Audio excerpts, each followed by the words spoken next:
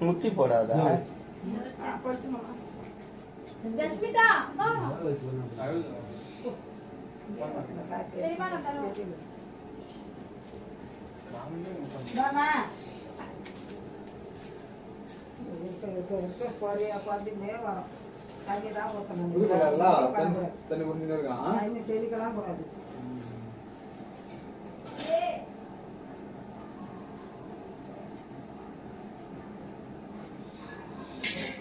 நீங்க சொல்லு டைட்டாடா சொருவ இதுலயே சொருவ இல்ல இதுலயே சொருவ ஸ்வீட்ல போட்டா இட்லில போட்டா எல்லாத்தையும் போட்டுமா சாப்பிடுற பொருள் தானே